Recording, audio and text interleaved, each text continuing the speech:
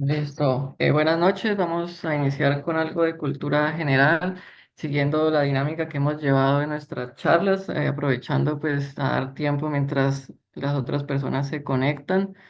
El día de hoy pues he traído un tema que se está hablando a nivel mundial en todos los medios de comunicación, lo que es el cónclave, el cual pues es un proceso mediante el cual se escoge al sucesor del Papa, el cual es un representante de lo que era San Pedro.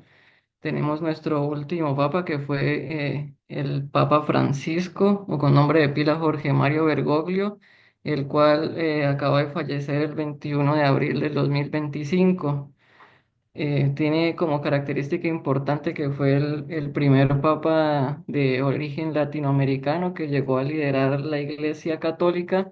Y aquí vemos pues en la imagen inferior la última presentación que hizo en público el domingo de Resurrección.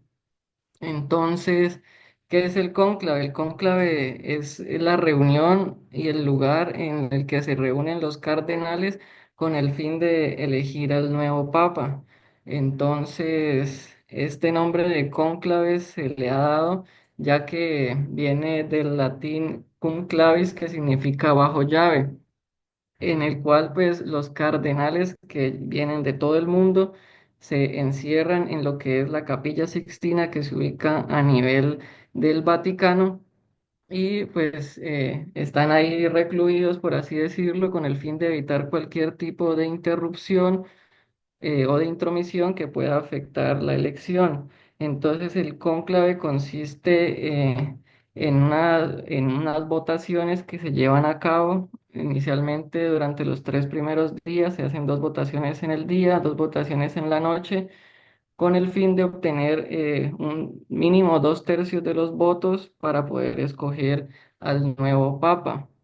En caso de que no se dé pues una decisión que abarque esta cantidad de votos, pues va a prolongarse la duración del cónclave hasta pues que se llegue como tal a una unanimidad. Entonces, aquí vemos cómo se cierran las puertas de lo que es la Capilla Sixtina, y pues todos los cardenales realizan su voto de manera anónima. En esta oportunidad se reunieron 133 cardenales en la Capilla Sixtina, por lo que se requerían 89 votos para alcanzar el mínimo de los 2/3 de los participantes. Entonces, para ser elegido papa, tiene que tener mínimo 35 años y un máximo de 80 años. No hay requisito frente a la nacionalidad, y pues en las últimas décadas se ha visto como un cambio respecto a eso, porque previamente la mayoría de los que eran elegidos papas eran de nacionalidad italiana. ¿Y qué tan largos han sido estos cónclaves? Vemos cómo en los siglos pasados, en 1740, podía llegar a durar 182 días, ¿no? Entonces, todos los cardenales duraban todo esto aislados del mundo exterior, decidiendo cuál iba a ser el papa. Y a medida que han pasado pues, los años, vemos cómo los días en que se han demorado en escoger al papa han disminuido drásticamente hasta en la actualidad. Desde el siglo pasado, vemos cómo era máximo de 5 días, y inclusive ahora último, máximo de 2 días se han demorado en llegar a escoger al papa.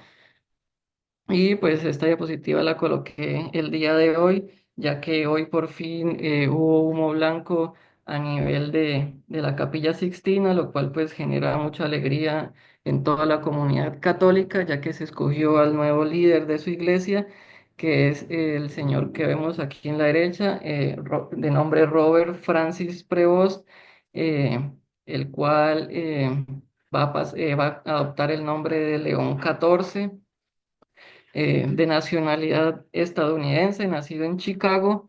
muy importante durante la década de los 80, pues fue misionero en Perú, estuvo muchos años con esta población, así que esperamos y tenemos muchas expectativas respecto a las decisiones que va a tomar la Iglesia Católica respecto a Latinoamérica. Bueno, entonces vamos a comenzar ahora como tal con la charla. El tema a tratar el día de hoy, un tema pues de suma importancia, que es el posicionamiento quirúrgico. Yo soy Andrés Felipe Muñoz Molina, residente de primer año de neurocirugía de la Universidad de Cartagena. En cuanto al posicionamiento en el quirófano de nuestro paciente, inicia no solo cuando el paciente ya está como tal en la sala del quirófano, sino desde las consultas prequirúrgicas, cuando pues establecemos que el paciente necesita algún tipo de intervención y vamos a establecer cuál va a ser el abordaje más apropiado para él, con el fin de permitir que tenga una trayectoria intradural menos obstruida en la cual pues no se atraviesen o no se dañen estructuras adyacentes que pues puedan llegar a generar más daño, donde se debe mantener al paciente lo más cercano en una posición fisiológica. Este posicionamiento quirúrgico, si bien pues en algunos casos puede llegar a tomar algún cierto tiempo, es un tiempo que es muy bien invertido, ya que es un paso crucial que debemos tener en cuenta para que la cirugía salga en óptimas condiciones. En el posicionamiento no solo juega un papel importante el neurocirujano, sino que debe haber una retroalimentación directa con el anestesiólogo, así que es responsabilidad básicamente de los dos, donde el factor más importante que se va a llevar a cabo es la seguridad del paciente, seguido de la comodidad del cirujano. Entonces, una correcta posición de nuestro paciente nos va a permitir tener una adecuada exposición de las estructuras anatómicas que nos va a permitir abrir como tal el campo quirúrgico, tener referencias anatómicas. Vemos también que va a haber una retracción por gravedad, lo que va a permitir que podamos llegar a exponer el sitio donde queremos llegar, evitando el uso de retractores que pueden generar daño en el parénquima adyacente. También según la posición que escojamos en nuestro paciente, con la ayuda también de la gravedad puede reducir el sangrado, aumentando el retorno venoso, el drenaje linfático, lo que va a permitir pues reducir el sangrado e incluso pues en ciertas posiciones si hay sangrado vemos como por la misma gravedad puede pues descender y no obstruir la visibilidad de las estructuras, lo que le va a permitir pues al neurocirujano no estar con el aspirador siempre en la mano. Y pues siempre proporcionar la posición más cómoda, tanto para el paciente como para el cirujano. Tenemos que tener en cuenta que debemos valorar a nuestro paciente de forma prequirúrgica, estableciendo cuáles son sus arcos de movilidad a nivel de las articulaciones y flexionando, extendiendo los brazos, las piernas, las caderas. Presenta algún tipo de dolor, parestesias, limitación en la movilidad. Cuando, digamos, flexionamos el cuello, que haya algún tipo de compresión nerviosa a este nivel porque pues a la hora de posicionarlo en la cirugía lo tenemos que tener en cuenta ya que de esta manera podemos prevenir lesiones nerviosas. En cuanto a la posición del cirujano, pues varía según las preferencias del mismo y según cómo se sienta más cómodo. Aquí tengo pues dos ejemplos. En la imagen de la izquierda vemos como tiene una posición más erguida, está más cerca del campo quirúrgico, con los instrumentos cortos y usando un apoyo para las manos y los dedos. Mientras que en la imagen de la derecha Vemos cómo se ubica en una posición más oblicua, con unos instrumentos ligeramente más largos y usa un apoyo como tal para los antebrazos y los codos. Entonces, ya sea que escojamos una u otra posición, siempre debemos tener en cuenta es la comodidad, ya que pues pueden ser cirugías bastante prolongadas en las cuales pues necesitamos pues estar durante largo de periodos de tiempo en la misma posición. Debemos también mediante estas posiciones minimizar el temblor y poder realizar movimientos suaves. A la hora de ubicar el microscopio, pues ya lo haremos según la posición que adoptemos.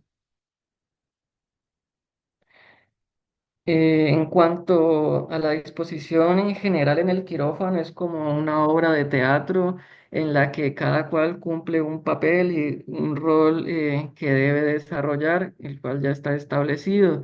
Entonces, siempre el anestesiólogo se debe ubicar cercano a la vía aérea y donde se ubiquen las líneas arteriales y venosas con el fin de estar monitorizando al paciente.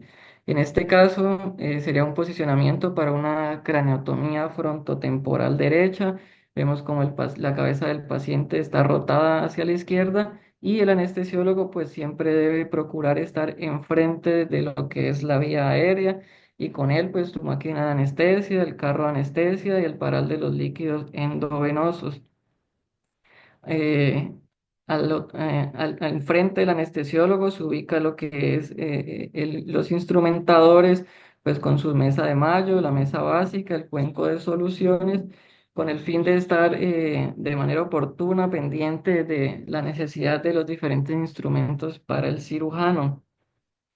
Hacia los pies del paciente se ubican los diferentes insumos que hemos solicitado, ya sea el tanque de gas para el craneótomo, el monitor de guía, la succión, en caso de requerirlo, pues las unidades electroquirúrgicas como el monopolar, el bipolar y el cirujano se ubica pues a la cabeza del paciente, siempre teniendo de forma directa la trayectoria que se ha establecido para tener un abordaje adecuado y adyacente a él pues el asistente. Vemos también como la posición del microscopio debe estar por encima de lo que sería la posición del anestesiólogo.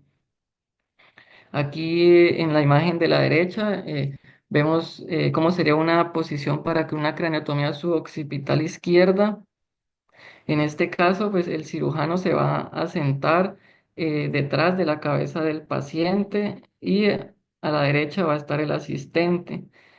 El instrumentador, si bien puede ubicarse a este nivel, también puede moverse para quedar a la a la derecha del cirujano con el fin de poderle pasar los instrumentos de forma más fácil.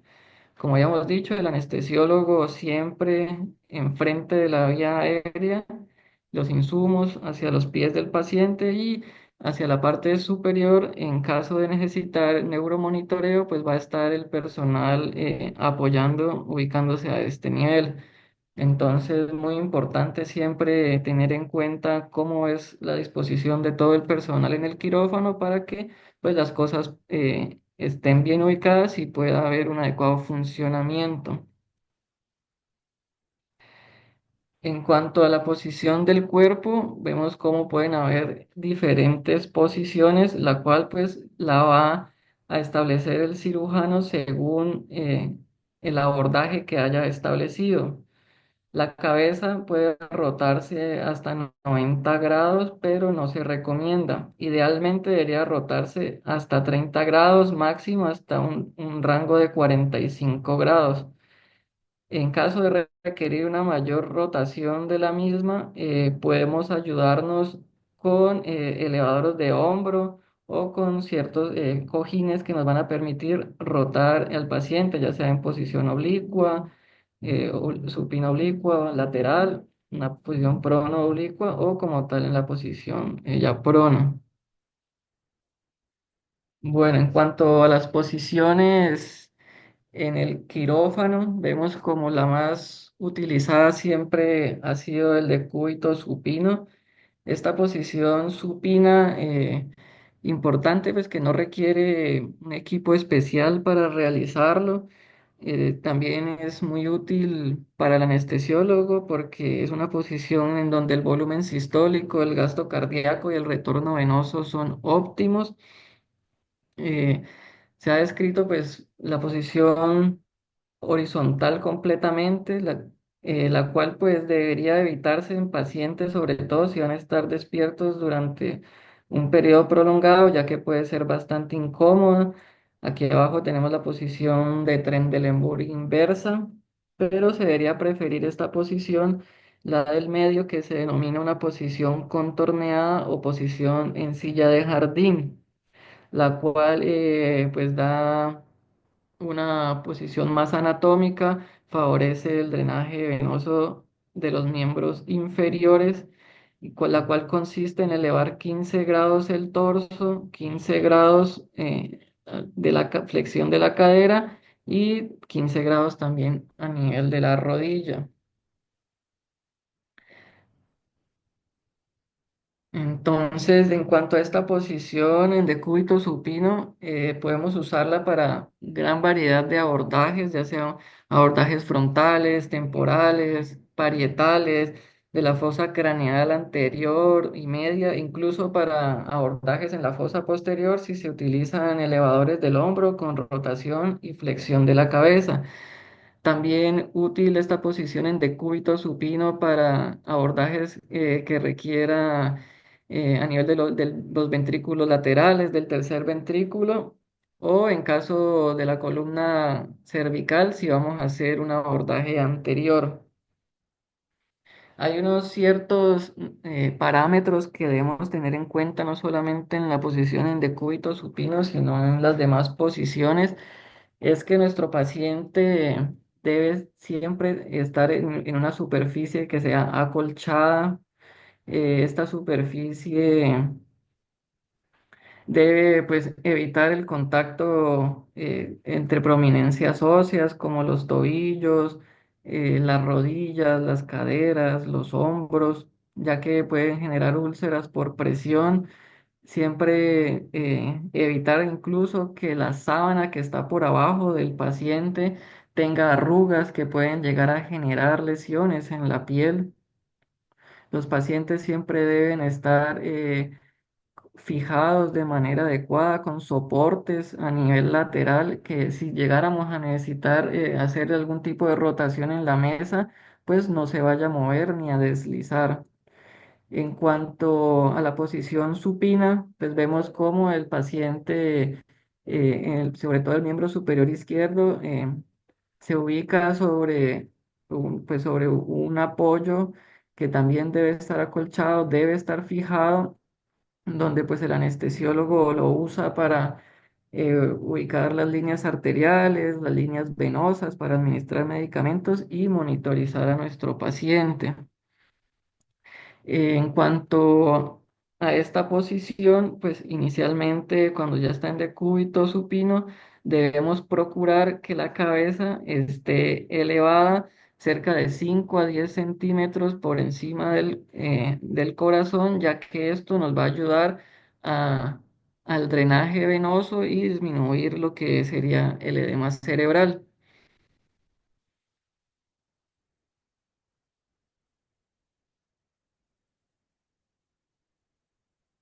Entonces, como vemos aquí, pues el paciente ya está ubicado como tal, con el posicionamiento de la cabeza por encima del corazón de 5 a 10 centímetros para facilitar el drenaje venoso.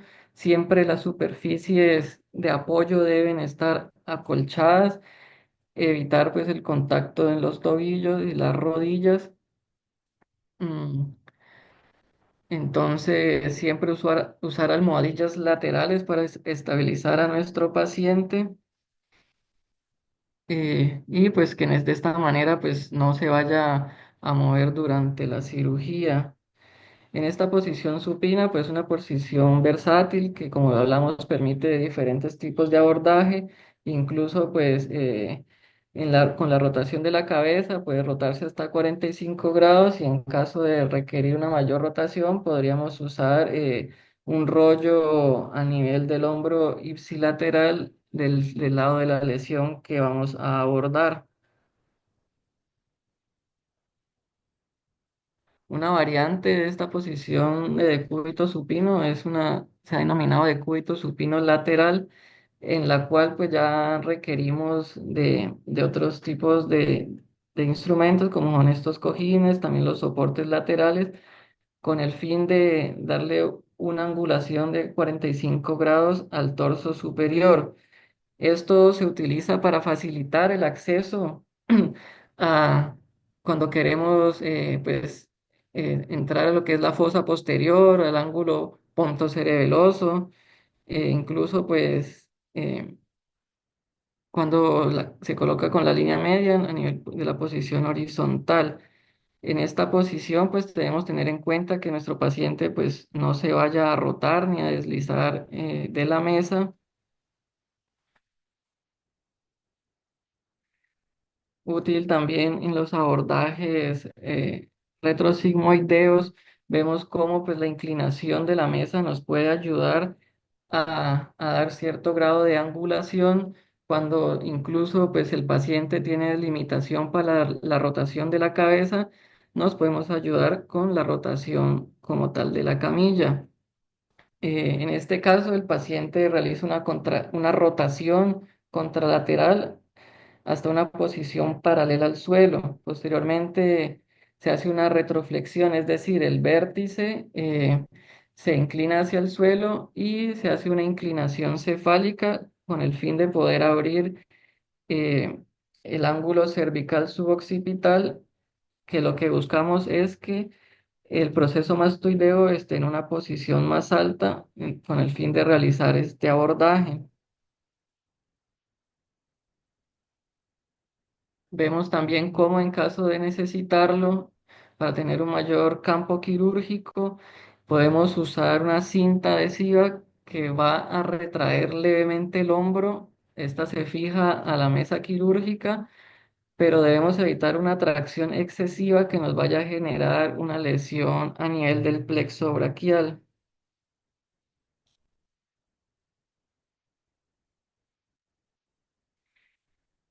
En cuanto a la posición en decúbito lateral, esta posición genera que se modifiquen mínimamente también los parámetros hemodinámicos con una leve disminución del volumen sistólico y del gasto cardíaco con un aumento en la resistencia vascular sistémica, lo cual pues el anestesiólogo debería tener en cuenta porque puede generar una disminución de la presión arterial sistólica y de la presión arterial media pues respecto a la posición supina. Entonces, en esta posición debemos tener unas consideraciones especiales. El cuerpo del paciente, el dorso, debe estar en el extremo de la camilla. Este se fija y se asegura con unos soportes a nivel interescapular y otro soporte a nivel glúteo. También debe haber un soporte a nivel infraabdominal que pues, nos permita que el paciente esté en una posición segura y que no haya riesgo de aumentar la presión intraabdominal. En cuanto a los miembros inferiores, que aquí pues no se nota mucho, deben estar levemente flexionados. Debe haber una almohadilla, un acolchonamiento entre las rodillas y evitar también la presión sobre los tobillos.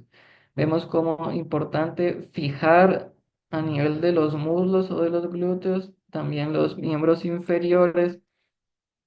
En cuanto a los hombros, los hombros deben estar en el límite superior como tal de la mesa quirúrgica.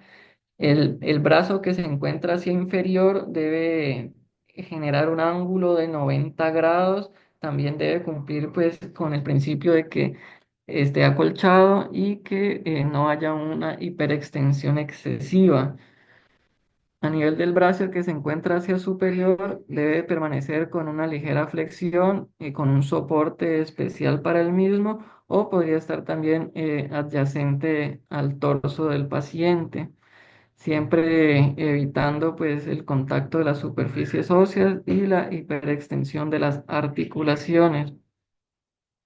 Aquí en esta imagen de la derecha, pues vemos cómo debería ser también la posición de lo que es el soporte a nivel infraabdominal y el ángulo que debe generar eh, el miembro superior que se encuentra en la parte inferior. Siempre los hombros deben estar en el límite superior de la mesa quirúrgica con el fin de poder, cuando se ubique la cabeza, tener un campo quirúrgico óptimo.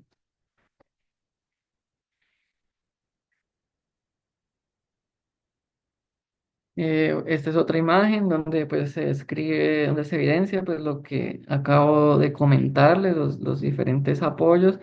También debemos tener en cuenta eh, que el hombro que se encuentra hacia inferior va a estar soportando una presión bastante importante, lo cual de forma prolongada nos puede generar una lesión a nivel del plexo braquial. Para esto se usan una serie de apoyos, en este caso es un cojín neumático que se ubica a nivel de la parte superior del tórax, pero inferior al brazo que se encuentra hacia inferior. Esto lo que va a hacer es disminuirnos esa presión a nivel del hombro con el fin de evitar lesiones a posterior. Aquí vemos pues una imagen también de lo que les acabo de escribir, cómo debe quedar correctamente posicionado nuestro paciente. Ya pues la posición de la cabeza, según si se requiera un poco más de flexión o de rotación, ya se definirá según el abordaje que se haya planeado previamente. Para recordarles, la flexión de la cabeza debe ser uno hasta donde el paciente vimos cuando estaba despierto que podía flexionarlo, o se describe que máximo, que la distancia debe ser, perdón, de mínimo de 2 a 3 traveses de dedo entre el mentón y el manubrio esternal, ya que si superamos esta distancia puede generar dolores y compresión a nivel medular.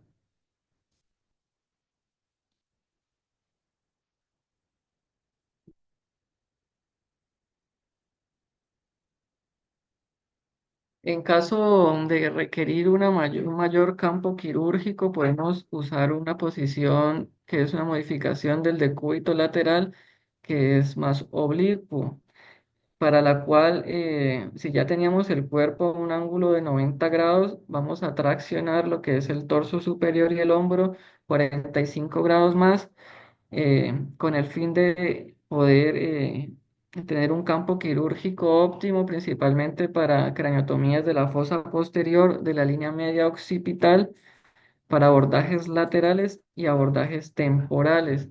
Entonces, básicamente es similar a la posición de decúbito lateral normal, pero para ayudarnos a este proceso de rotación del torso superior y del hombro, utilizamos la cinta adhesiva, que de forma pues suave, sin generar una tracción excesiva, se va a fijar hacia la mesa quirúrgica, y de esta manera pues podemos tener un mayor campo quirúrgico.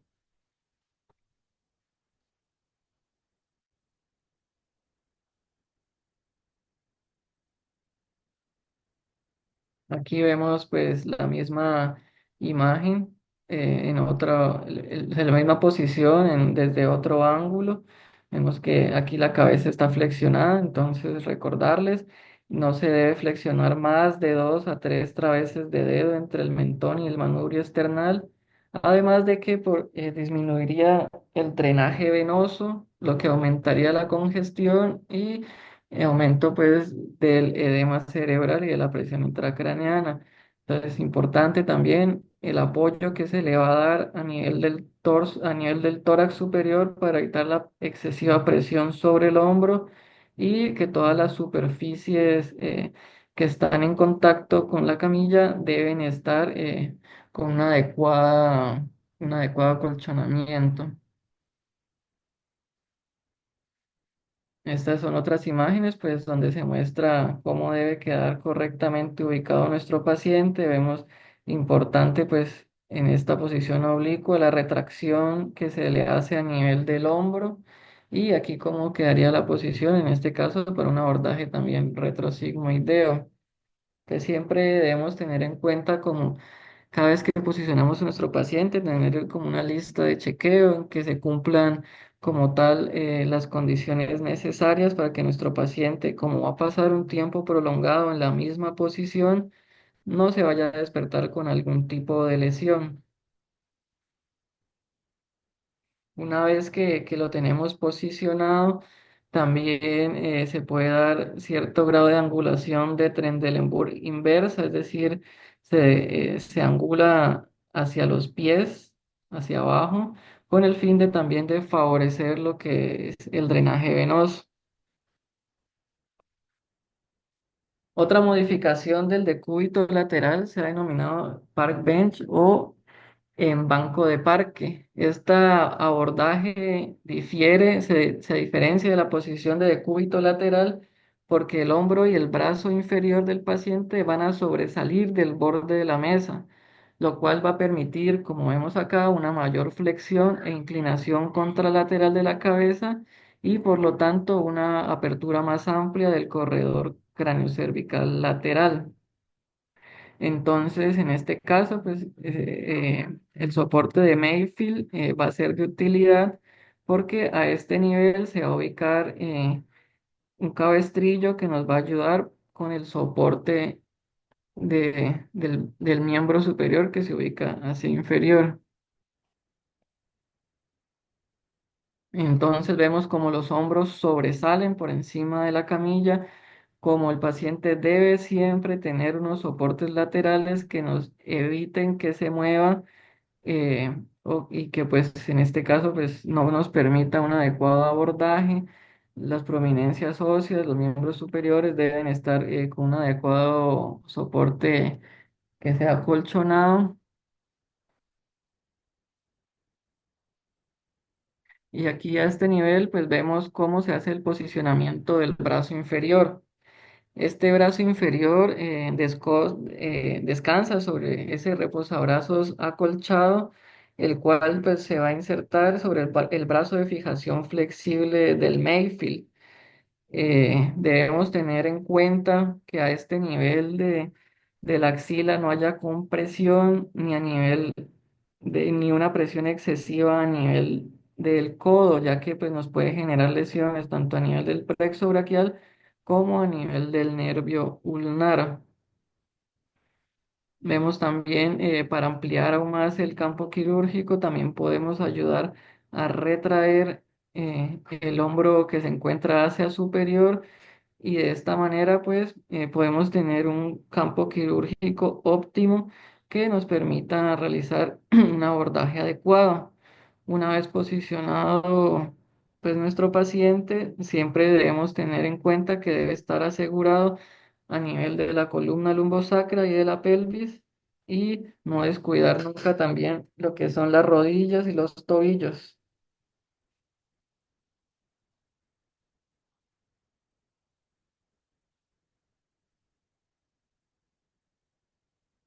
En cuanto a la posición en decúbito supino, pues inicialmente trasladamos a nuestro paciente, perdón, posición en decúbito prono, trasladamos a nuestro paciente en decúbito supino. Una vez pues ya anestesiado, se procede a colocar de primero lo que es el sopor, la pinza del Mayfield, la cual la vamos a ubicar de 2 a 3 centímetros por encima del hélix para garantizar una fijación segura de la cabeza. Una vez tengamos asegurado el Mayfield, procedemos a rotar a nuestro paciente hacia una posición prona, como lo vemos en esta imagen de la izquierda.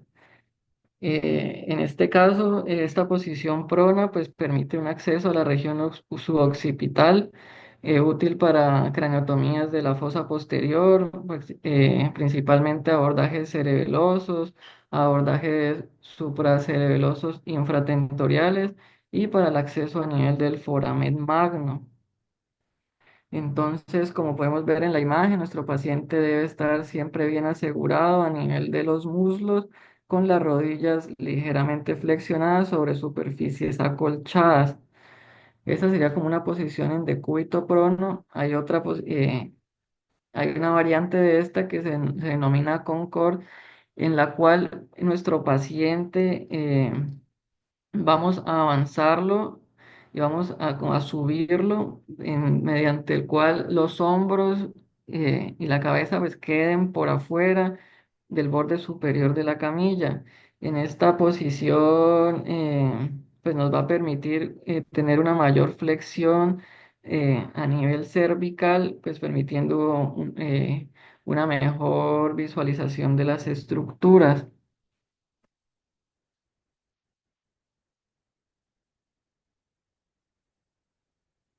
En este caso, pues la cabeza debe flexionarse lo máximo, manteniendo pues la distancia prudencial de 2 a 3 dedos entre el mentón y el manubrio esternal, y la cabeza debe ubicarse a la altura del corazón con el fin de garantizar un reflujo, un drenaje venoso y evitando incrementar el riesgo de embolia gaseosa. También eh, vemos cuando el paciente pues ya se ha fijado a este nivel, podemos ayudarnos retrayendo los hombros para ampliar el campo quirúrgico. Nuestro paciente no podemos descuidar a este nivel. Muchas veces el mentón queda apoyado, ya sea sobre la cama quirúrgica. Entonces, en este caso, si no nos damos cuenta, cuando se despierte, pues puede llegar a tener una úlcera de presión a este nivel. Importante para la posición de Concord, evitar distensiones cervicales excesivas que puedan generar dolor al paciente en el posoperatorio, evitar también la tensión excesiva a nivel de la retracción de los hombros, y pues siempre como consejo se debe colocar la pinza del Mayfield, como les mencioné, antes de girar al paciente.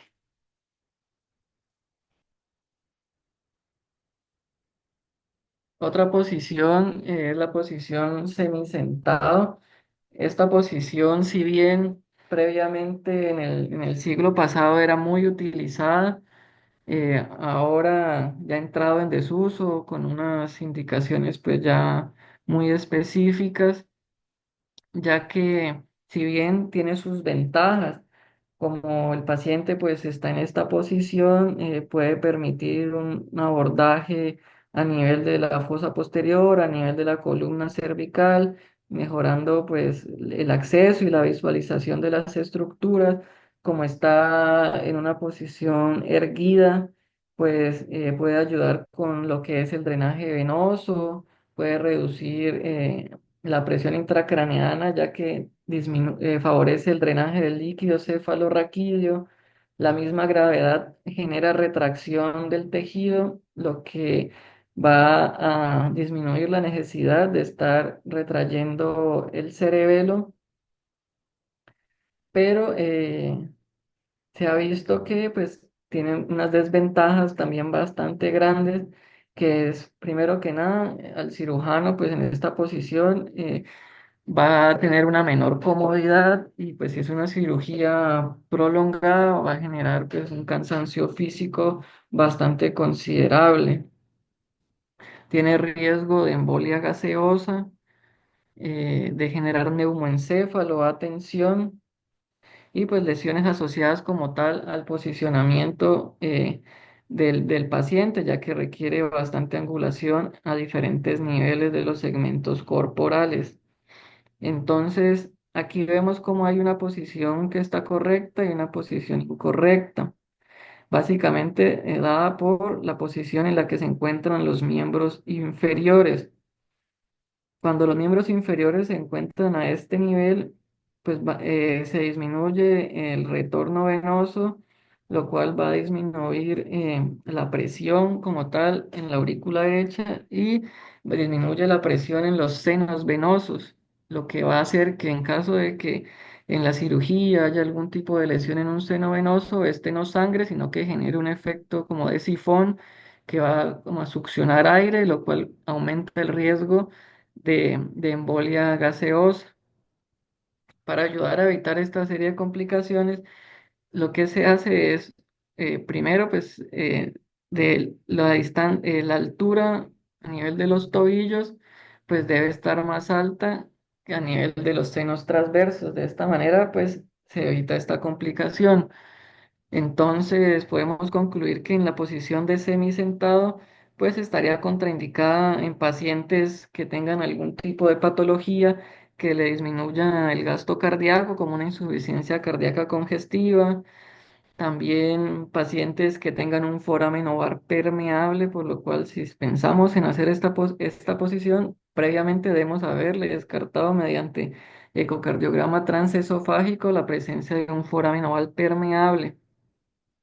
Pacientes que tengan derivaciones ventrículo-atriales también estaría contraindicada esta posición. Como vemos, pues se requiere incluso la ayuda de dos personas para poder adoptar una posición adecuada. Tenemos a nuestro paciente en decúbito supino. La posición inicial eh, se inicia generando una elevación de las piernas y flexión de las rodillas en un ángulo de 45 grados. A este nivel las caderas se han flexionado eh, 45 grados y debemos tener en cuenta un soporte a nivel de los muslos. Nuestro paciente debe estar correctamente asegurado a la camilla para que se eviten pues, rotaciones o movimientos no deseados. Posteriormente se procede a la elevación del torso. Este se eleva también 45 grados, generando un ángulo máximo a nivel de las caderas de 90 grados. Eh, Como vemos, pues las piernas también deben estar elevadas para prevenir las complicaciones que vimos previamente, y una vez el paciente ya se encuentre en esta posición, procedemos a fijar la cabeza, asegurarla con las pinzas del Mayfield. Ya según la rotación o la flexión, dependerá del abordaje que vayamos a hacer, manteniendo pues las precauciones necesarias. Aquí vemos cómo sería la posición final, el paciente asegurado. Importante también el arco de fijación del Mayfield debe estar alejado del paciente con el fin de que el anestesiólogo pueda tener acceso a la vía aérea rápidamente en caso de ser necesario. También muy importante bloquear el control de la mesa, ya que cualquier movimiento accidental pues, puede ser catastrófico para el paciente. Así se vería la posición final del paciente. Vemos cómo pues, las caderas tienen su angulación de 90 grados, más o menos 25-30 grados a nivel de las rodillas. Nunca olvidarnos de, de prevenir como tal el contacto a nivel de las prominencias óseas, como en los tobillos, usando pues cojines. Vemos también cómo, aquí se ve claramente cómo la altura de los tobillos debe estar por encima de lo que sería el nivel del seno transverso para mejorar el drenaje venoso y disminuir el riesgo de embolia gaseosa. La flexión del cuello, pues según la necesidad del cirujano, que no debe superar 2 a 3 traveses de dedo, y el brazo pues se puede fijar ya sea en su soporte o puede estar adyacente al cuerpo del paciente, siempre con acolchonamiento, como vemos aquí, para prevenir lesiones eh, a nivel del nerviosa o a nivel de la piel.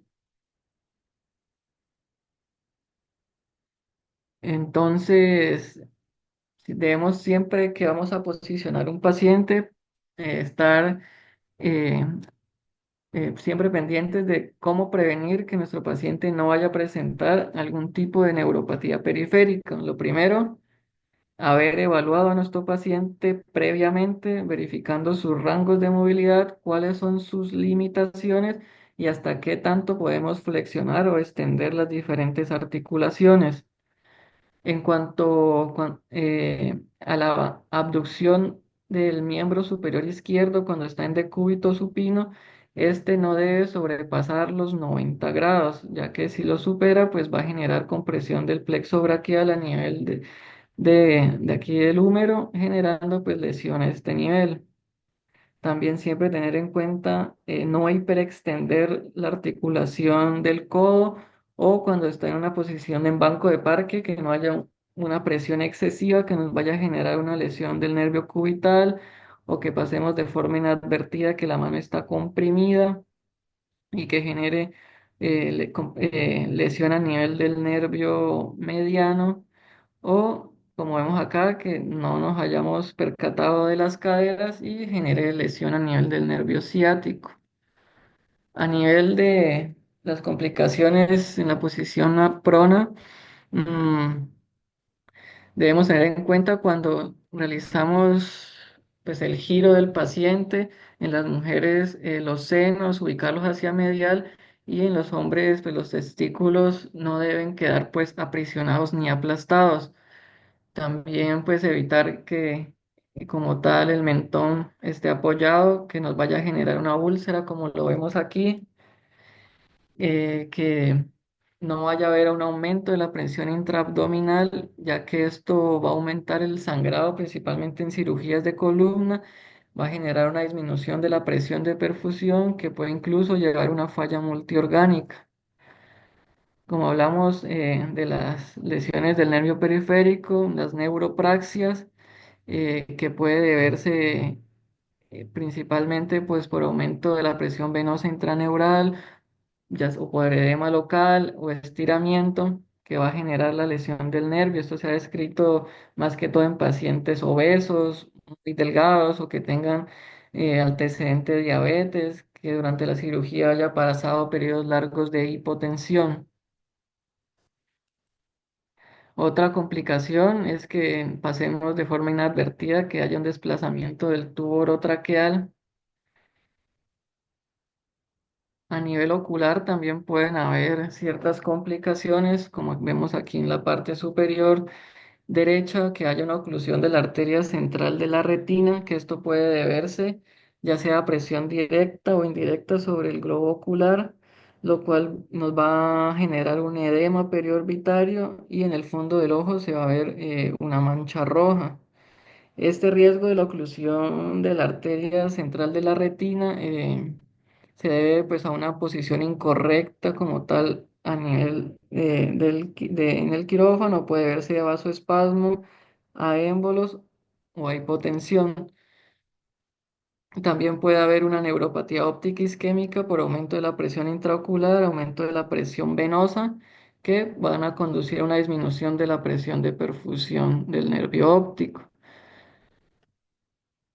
Para finalizar, pues siempre cuando se va a realizar eh, el posicionamiento de la pinza del Mayfield, debemos tener en cuenta no lesionar estructuras arteriales como es la arteria temporal o la arteria occipital, ni estructuras nerviosas como los nervios supraorbitarios o los nervios occipitales. Evitar también lo que son superficies óseas donde el hueso es más delgado, como a nivel de los senos frontales, a nivel de la escama del hueso temporal, a nivel también de los occipital, a nivel de los músculos nucales, y se ha establecido como esta franja donde se ve como en qué puntos podríamos llegar a colocar las pinzas del Mayfield de forma segura, pues según el abordaje al que se vaya a hacer. Aquí en esta tabla, pues básicamente vemos cómo la posición supina nos va a ayudar para prácticamente la mayoría de abordajes, ya sea un abordaje terional, temporal, un anterior o posterior parasagital, subfrontal, y ya pues para abordajes suboccipitales nos ayudan la posición de prono, de cóncor o de cúbito lateral. Y bueno, eso era lo que traía el día de hoy, que me pareció muy importante, ya que muchas veces pues no lo tenemos en cuenta a la hora de nuestra evaluación de los pacientes. Ok, muy bien, Andrés. Muy buena presentación, muy gráfica. Yo creo que tocaste unos tópicos que son importantes. La cirugía empieza desde el posicionamiento. Un buen posicionamiento te garantiza mejores resultados quirúrgicos. Un mal posicionamiento, vas a estar en cirugía peleando con el sangrado, con que de pronto la recesión tumoral puede no llegar hasta los límites que tú necesitas. Entonces, yo creo que es importante. Nosotros, por ejemplo, hemos tenido la oportunidad, sobre todo en fosa posterior, de tener algunas limitantes, porque es donde más tienes que tener los brazos estirados. Hemos tenido limitantes porque a veces nos cansamos mucho la espalda, el cuello, durante estos procedimientos que son los que demandan a veces tener los brazos un poco más estirados, sobre todo cuando trabajamos en el ángulo pontocerebeloso. Y el microscopio a veces, cuando son microscopios de baja, digamos así, no son microscopios con los últimos diseños ergonómicos, son aún más difíciles poder realizar abordajes complejos del ángulo y sin llegar a maltratarnos nosotros mismos la columna cervical y los plejos braquiales del cirujano. Em, Creo que el posicionamiento es la primera etapa que todo residente debe aprender. Ustedes como médicos residentes desde el primer año empiezan a ser parte muchas veces de este paso. De hecho, hay docentes en algunas partes donde entran ya a lavarse cuando ya el paciente está ubicado y es menester de el R mayor garantizar que el paciente esté bien posicionado, ¿no? Entonces, a tener todas estas consideraciones, vean que hemos tenido algunas complicaciones, todos en algún momento dado, una escara, sobre todo en personas de edad. Cada paciente es diferente. Hay factores a tener en cuenta también por edad, por patologías de base. Por ejemplo, un paciente con una artrosis cervical severa, hay veces que vas a darte cuenta que no puedes forzar ciertas posiciones en la columna cervical. Personas que ya han tenido problemas de los hombros. Hay pacientes que les va muy bien en la cirugía y después quedan con un dolor en los hombros porque muchas veces alcanzan a tener maltrato de los hombros. Eh, y otra limitante que tenemos nosotros en la práctica es no tener los aditamentos necesarios para alcanzar todos estos posicionamientos. Es decir, hay cosas que hacen parte de las mesas quirúrgicas, pero ustedes se van a dar cuenta que muchas veces no se disponen de ellas, por ejemplo, para colocar una posición de sentado o semisentado, para colocar a un paciente en un decúbito lateral, incluso para el parchment, a veces es complejo. Entonces, en la práctica clínica, van ustedes como neurocirujanos a ir aprendiendo también cómo improvisar algunos de estos aditamentos que no siempre contamos eh, en, en la mayoría de los hospitales donde trabajamos, porque tenemos limitaciones. Por ejemplo, el cabezal de Mayfield a veces no lo tenemos disponible en todas las instituciones. En otras ocasiones no tenemos los soportes laterales para mantener un paciente en posición sentada. Eh, entonces ustedes van a ir aprendiendo con los docentes. Yo creo que ya tengo la oportunidad de tener a algunos de los residentes en posición lateral. A mí me ha tocado improvisar posiciones laterales donde lo que hago es colocar el paciente en decúbito lateral, colocamos una solución con líquidos debajo a nivel de la axila para que de esta manera el plejo no se presione. Apenas coloco el paciente, inmediatamente verificar que el pulso esté bien, que no quede comprimido. Luego colocamos unos rollos lateralmente para que, sobre todo yo uso mucho las laterales en derivaciones lumboperitoneales, me gusta, me encanta porque es mucho más rápido. Entonces, colocar un rollo, colocar vendas elásticas para poder garantizar que la paciente permanezca en esa posición durante el tiempo de la cirugía. Entonces, a veces le toca a uno, como les digo, improvisar. Pero mientras ustedes tengan claro cómo quieren tener su paciente y cuáles son los riesgos de una posición, les aseguro que, aún sin tener todos los aditamentos necesarios, pueden garantizar un buen posicionamiento. Van a ir aprendiendo que nos toca improvisar muchas veces. Por lo menos en el FIRE, cuando a nosotros nos toca hacer fosa posterior, ya no disponemos muchas veces del cabezal de Mayfield y nos toca improvisar con una mesa, por ejemplo, a veces uno con el cabezal, colocar el tubo entre el cabezal, perdón, entre la cabecera queda un espacio con el resto de la camilla. Recuerden que a veces se puede desprender la parte del cabezal. Entonces a veces uno mete el tubo por allí y acomoda al paciente de tal manera que puedas en un momento dado garantizar hacer un procedimiento quirúrgico. Entonces son trucos. Esto que habló Andrés es muy bonito desde el punto de vista ideal, pero ustedes van a encontrarse con limitaciones desde el punto de vista real de no tener todos esos aditamentos y de aprender cómo improvisarlas, pero garantizando un buen resultado. Entonces, sería bonito hacer el ejercicio de hacer todas las posiciones con las cosas que tenemos a veces en los hospitales. Podemos hacer hasta un taller de cómo hacerlo, cómo lo hacemos nosotros ya con algunas limitantes desde el punto de vista de estos aditamentos que no siempre están disponibles y teniendo en cuenta evitar esas complicaciones. ¿Alguien más? Bueno, creo que alguien levantó Santiago. Hola, buenas noches. Bueno, Andrés, primero felicitarlo porque en estos años nunca hemos dado este tema y creo yo que es, así como usted, desde el principio tocaba tenerlo en cuenta. Y me pareció muy bueno que haga énfasis en la evaluación prequirúrgica de los pacientes porque es algo que a veces no tenemos en cuenta. A mí me ha pasado que para hematomas subdurales, que uno dice que a veces los menosprecia, como un subduralito, y llega el paciente, lo intuban y es totalmente anquilosado que la cabeza ni siquiera toca la mesa. Entonces uno dice, ¿y cómo lo volteo para llegar al Eurion? Entonces, esa evaluación prequirúrgica muy, muy buena que haya hecho énfasis. Y apoyo a la profe en que muchas instituciones no tenemos los insumos, pero también digo que, y ya en este nivel y habiendo rotado por varios sitios, pues me enorgullece mucho que en todos los sitios a los que hemos ido tenemos un salpicón. Tenemos los sitios donde nos toca con nuestro mejor amigo que es el esparadrapo dar las posiciones, pero también tenemos instituciones que cuentan con todo lo que usted mostró el día de hoy, absolutamente todo. Entonces es bueno movernos en todo, saber nadar en aguas mansas, pero también en la tormenta y estar pues presto. Y eso nuestra escuela nos lo enseña desde el primer día, que tenemos todo, pero a veces no tenemos nada. Por ejemplo, usted hablaba de cojines para evitar las presiones de los nervios cubitales. Aquí en Medellín usamos guantecitos de látex con agua para los codos y para las rodillas, por ejemplo. Una solución sencilla, pero me ha parecido muy curiosa y pues inteligente. Eh, También la posición de los dedos me parece que a veces la descuidamos.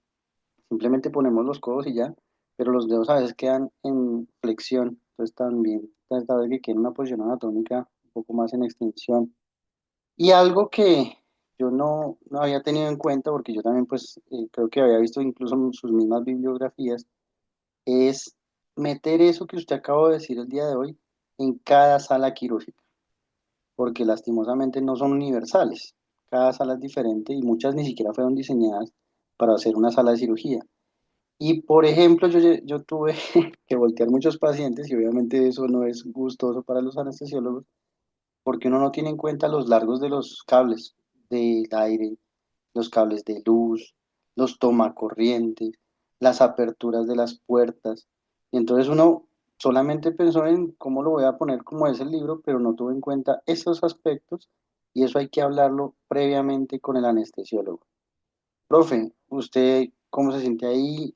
Yo quiero voltear la cabeza de esta forma o cuando usted intube podemos voltear al paciente de esta forma, porque tenemos que ser un equipo y no ellos por su lado y nosotros por el nuestro.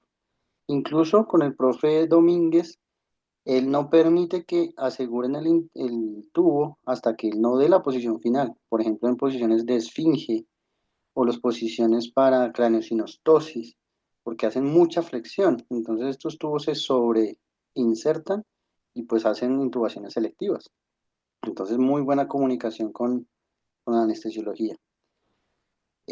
Cosas tan tontas, tan básicas que ya después uno sí le va poniendo cuidado, porque al principio uno está emocionado porque va a operar, y eso es normal. Pero ya después uno le va cogiendo los detallitos, y por ejemplo, el posicionamiento de los cables, ya cuando usted le, mejor dicho, se posiciona al paciente, pero entonces la placa del mono y por dónde va a ir ese cable, y el pedal del bipolar, y el pedal del motor. Porque usted si no lo hace, yo ya lo estoy haciendo yo mismo, no estoy dejando que los auxiliares lo hagan, porque es que yo soy el que quiero estar cómodo. Entonces yo dejo mi pedal del bipo a la derecha, el pedal del motor a la izquierda, el cable del monopolar lo enredo en el posabrazos del paciente para que, digamos, el intensificador que estoy ahorita en columna, pues cuando pase no se me enrede, no me estorbe. Son bobaditas pero esas bobaditas lo hacen a uno una cirugía más amena. Eh, Mucho cuidado con las cintas adhesivas, alias esparadrapo, con las yugulares, porque sí, le damos muy buena posición a la cabeza, pero le ocluimos la yugular. Entonces, pues no nos estamos haciendo harakiri. Ojo con la nariz en los pacientes que van boca abajo cuando estemos haciendo columna. Aquí hace poco tuvimos lastimosamente una zona de presión importante en toda la punta de la nariz y eso que tenemos aquí, el soporte adecuado para la cara. Entonces siempre revisar los pezones, los testículos, el glande, porque uno no está pensando en la incisión y entrar y sacar y no, todo es importante. Y cosas muy fáciles. Por ejemplo, cuando nos dejan los subdurales que es la cirugía del R1, entonces uno está rapidito, lo intuban y uno lo voltea. Y muchas veces, qué incomodidad cuando no lo llevamos al borde. Cositas tontas, pero todo eso va a ir sumando. Y en el tercer año en Barranquilla con el profe Dau, me pareció muy interesante que se opera mucho sentado. Y esa posición del cirujano es una posición que me pareció muy ergonómica, muy cómoda, muy chévere. Y también se acopla uno a lo que tiene. Por ejemplo, allá no estaban los soportes para los brazos que usted nos mostró, pero el profe coloca una mesa de mayo vestida, obviamente, con sábanas estériles, a cada lado. Y ya con eso solucionó sus posabrazos y así no se cansa de los hombros. Entonces, pues interesante. Eh, este argentino, ¿cómo es que es? El argentino de las disecciones, se me fue el nombre ahorita, se la Campero, pasa haciendo, Campero se la pasa haciendo barras, porque él dice, yo necesito fortalecer mis hombros para aguantar la posición semisentado, como usted dijo, varias horas. Pues bueno, son estrategias que tenemos que nosotros como cirujanos aprender a ir pensando en nuestra comodidad y algo en lo que yo también peco mucho y por eso se lo recalco a ustedes. Yo soy muy jorobado y entonces uno después está, cuando le toman fotos a uno dice, uy, qué posición tan fea, uy, estoy pegado al paciente o me estoy metiendo a la incisión. Y lastimosamente es algo que hemos aprendido de nuestros profes que están, pues claro, como no podemos ver bien, pues nos acercamos más al paciente. Y después está el dolor de cuello, el dolor de espalda. Y son 4 o 5 horas en esa posición. Entonces, no solo la posición del paciente, es nuestra posición, que estemos cómodos en el microscopio, que nuestro ayudante esté cómodo.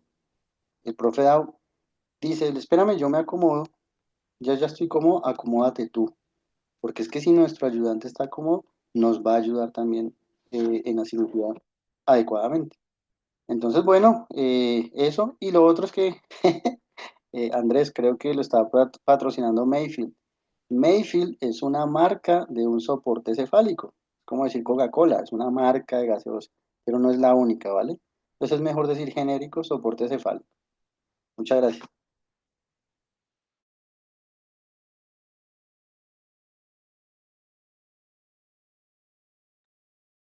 Muy bien, ¿algún otro aporte, jóvenes? Algo un paréntesis que me acabo de acordar. Algo tan sencillo que yo digo que es el primer año de neurocirugía es posicionamiento, rasurado. Se tienen que volver buenos expertos y en eso deberíamos hacer una charla de preparación del campo quirúrgico por algunas consideraciones a tener en cuenta y em, realizar de estos aditamentos. La dona que muchas veces usamos tiene que tener unas características. La dona no es universal para todas las cabezas. Una dona con un agujero muy grande, donde la cabeza termina tocando la camilla, no es una dona adecuada. Es decir, la dona debe evitar áreas de presión. La dona no debe estar. Es más, si ustedes necesitan, por ejemplo, si ustedes van a hacer un hematoma subdural, donde más veo dificultades y lo he notado en algunos residentes, si vas a hacer un hematoma subdural bilateral, la dona no te puede ser tan grande que te ocupe parte del campo quirúrgico. Por favor, hagan una dona pequeña donde la cabeza no contacte la camilla, sino que quede bien elevada, sujeta y que tengas el campo libre lateralmente para que puedas hacer tus incisiones y tener todo descubierto en forma adecuada. Entonces, El tamaño de la dona depende del abordaje y del tamaño de la cabeza del paciente. Entonces, a veces tú llegas, no, pásenme la dona que sea, a veces no. Por eso es importante que como residentes ustedes aprendan a hacer sus donas de acuerdo a la necesidad que tú tienes. Por ejemplo, yo también utilizo la dona, bueno, los abordajes de los hematomas subdurales bilaterales, donde a veces tienes que hacer la incisión, por ejemplo, muy posterior, porque el sangrado tiende a irse más hacia atrás en el momento dado en que estás operando, a veces tiendes a tener tendencia un poco a, o quieres llegar más hacia atrás. Si la dona es muy grande, no vas a tener el espacio. Entonces, por favor, una dona pequeña cuando quieras llegar más hacia atrás. eh, la consistencia de la dona, todo ese tipo de cosas que, como dice Santiago, eso de los guantecitos con agua también lo usamos acá a veces para los tobillos. Usted, lo ideal en cirugías largas es tener medias con compresión durante una cirugía larga, pero resulta que no en todos los hospitales tienen los sistemas de compresión intermitente. Entonces, ¿qué vas a hacer? En estos casos, ¿qué le sugiero yo? Y eso lo hacíamos en México porque, bueno, eso era a veces cirugías de 12 horas. Entonces, coja unas vendas elásticas y amarre a los pacientes y estar vigilándole para que la circulación, el paciente no acumule tanto trombos en las venas. Entonces, uno hace unas vendas elásticas, eleva bien, hace un escurrimiento de la vena y le pone sus vendas elásticas de tal manera que el paciente durante la cirugía evites tener un trombo. Entonces, fíjense cómo hay algunas cositas que, como les digo, no, no está mal utilizar la tecnología y los avances y todo, pero también tienen ustedes que tener la malicia indígena de saber cómo suplir las falencias en unos servicios de este tipo de cosas. El esparadrapo es muy bueno, pero ojo con el uso del esparadrapo en ancianos. Recuerden que la piel del anciano no tiene tanto colágeno y la de la epidermis es muy frágil. Y ha pasado que suben ese esparadrapo y se traen pedazos de la epidermis y esfacelan al paciente. Si vas a colocar un esparadrapo fuerte, firme, primero pon un esparadrapo más sencillo. Hay esparadrapos que son de tela, que son menos, por ejemplo, si tienes Fisomur, ponle una capita de Fisomur o una capita de micropor y después encima pones este esparadrapo de tela firme de seda, que es un esparadrapo demasiado fuerte y para que evites una esfacelación de la piel. Eso es un dato también importante. ¿Dónde pones la placa? Ojo con el uso de la placa en el posicionamiento, lo que decía Santiago. Esto es un equipo. Y ustedes no son menos por establecer esa comunicación con el grupo. Uno a veces le pregunta a la instrumentadora, ¿te sientes cómoda también allí?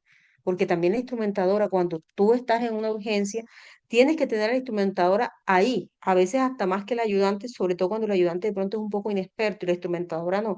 Tu instrumentadora tiene que estar ahí apoyándote cuando tienes un sangrado, tienes que tener la herramienta a la mano. Entonces, también el posicionamiento de la instrumentadora. Vamos a acomodarnos. Es todo el equipo, anestesiólogo, cirujano, instrumentadora. Cada uno tiene que saber dónde y dónde puede haber, en caso de un corre que corre, poder tener esa área de circulación adecuada, libre, para poder en un momento dado suplir las cosas. Ha pasado. Estamos operando una hernia y el paciente te hace un paro. Y el anestesiólogo, o sea, es prever todas las potenciales complicaciones. Listo. ¿Alguien levantó la mano? Hola, profe. Yo tengo un aporte. Eh, bueno, algo que también es importante a la hora del posicionamiento del paciente es la instauración del soporte cefálico. Eh, Como todo en neurocirugía y me imagino que en todas las especialidades, muchas veces cada cirujano tiene como su forma, digamos, de instalarlo dependiendo del abordaje que se vaya a realizar. Eh, pero nosotros, por ejemplo, por escuela, tenemos que siempre ubicarse en algunos puntos, digamos, en la medida de lo posible. Y lo que, por ejemplo, personalmente he experimentado es que en esos puntos generalmente siempre nos da para todos los abordajes. Entonces, lo que nosotros tenemos por escuela y por literatura, porque también está escrito, es siempre tratar de ubicar, por ejemplo, el lado que tiene los dos pines hacia el lado contrario a la más espacio nos estorben a la hora de realizar la incisión y el abordaje, y el pin que tiene un Jaime, solo lado, el pin... Ay, hola, profe. Jaime, disculpe, es que ese es un tema de seminario. Ese tema lo tenemos que hacer. Yo, por ejemplo, yo he venido a aprender ya de neurocirujano cómo poner un cabezal, por experiencia más no por enseñanza. Eso que tú dices tan sencillo, y que es tan variable. De hecho, tú vas a darte cuenta que algunos neurocirujanos titubean en cómo colocarlo. Yo titubeaba, ya siendo neurocirujano de base de cráneo y todo lo que tú me quieras decir, y teniendo todo el entrenamiento, y para poner el cabezal de Mayfield, a veces he tenido dificultades, Jaime. Sí, Entonces, ese punto que tú estás tocando, vamos a hacerlo en una charla, porque ese punto es bien importante. Estandarizar algunas cosas. Bueno, el doctor Ernest Niemi en su libro, que ojalá lo podamos revisar, habla algunos tips, y lo que dice esto, hay literatura donde hablan de qué cosas debemos considerar, no solamente dónde están los tractos vasculares y neurológicos, sino también lo que tú dices, para que no se nos vaya a correr la piel, no se nos vaya a desfacelar. Ese tema vamos a hacerlo, Jaime. sí. Y otra cosita, profe, Profe, y se me sí olvidó. está, qué pena, Jaime, sí está asignado sobre todo de incisiones y posicionamiento del cabezal para la siguiente charla de Andrés de este mes, profe. Sí, Bueno, perfecto, bueno, maravilloso. bueno, Pero para, eso debemos hacerlo, mire, eso deberíamos hacer un taller nosotros. Jóvenes, de verdad que yo le estoy metiendo mucho entusiasmo a que tengamos nuestra oficina, porque de verdad sería muy bonito poder hacer el taller, y los que no están conectados, aunque sea que estén conectados virtualmente, hacer el taller y tener nuestro espacio, porque estas cosas también tenemos que hacerlo en la práctica. sí, bueno, para terminar de pronto con una anécdota que tuvimos hoy precisamente con ese tema del cabezal. Entonces, al punto que yo quería ir era que normalmente se recomienda que se inserten los pines en zonas, digamos, nosotros sabemos que hay unos puntos del cráneo, de la bóveda, más gruesos y otros mucho más delgados que tienen más riesgo de pronto de fractura, de hundimiento en caso de pediátricos. Entonces, por ejemplo, hoy tuvimos un caso en el que, por ejemplo, a mí me gusta ubicar siempre a nivel de la porción mastoidea del temporal y la porción, digamos, del eurium, en la porción más superior, porque son puntos muy fuertes y que de pronto evitarían una de pronto lesión ósea, ¿sí? Pero entonces algunos cirujanos varían dependiendo de la posición y a algunos les gusta de pronto un poco más anterior en el temporal, hacia la escama. Entonces, por ejemplo, hoy estamos en una cirugía pediátrica y a pesar de que le pusimos unas, que son como las gomas de las membranas que traen las ampollas, donde se perfora, para evitar que el Mayfield o el cabezal, el soporte cefálico, en este caso los pines, atraviesen la piel en un pediátrico, se utilizó de esa forma, pero el cirujano lo puso un poco más anterior, ¿sí? El pin que va individual. Y resulta que tuvimos una depresión ósea porque está en toda la escama del temporal. Entonces quería como tocar ese puntico porque es importante Claro, también tener en cuenta, ¿no? Y bueno, bien que vamos a tocar de pronto el tema en una sesión. claro, es importante, y además de que no todos los Mayfield están hechos para todos los grupos etarios. Entonces, Eh, ojo con eso. Bueno, Bueno, profe, jóvenes, ese tema es interesante del Mayfield.